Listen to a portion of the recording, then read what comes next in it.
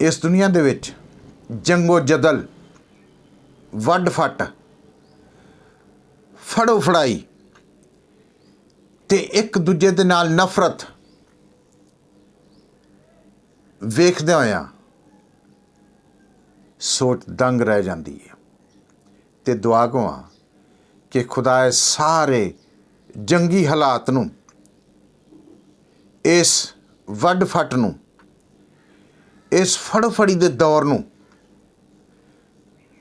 सुलह दे विच तब्दील कर दवे। इहो ही दौर खुदा दी वफादारी दा दौर हो जावे। इहो ही दौर एक दूजे दी इज्जत दा दौर हो जावे। इहो ही दौर एक दूजे दा सहारा बनन दा दौर हो जावे। इहो ही दौर वफादारी, दानादारी ते अकलमंदी दा दौर बन जाए, ताकि असी खासी किसी भी मजहब दे नाल ताल्लुक रखने सारे ही एक ही छत दे थल्ले ते एक ही प्लेटफार्म ते आके अपने रब दा शुक्रिया अदा कर सकीए ते ओदियां सारियां बरकतां हासिल कर सकीए।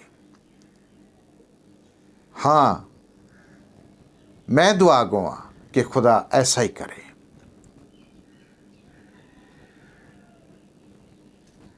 कैसा है ये पैगाम?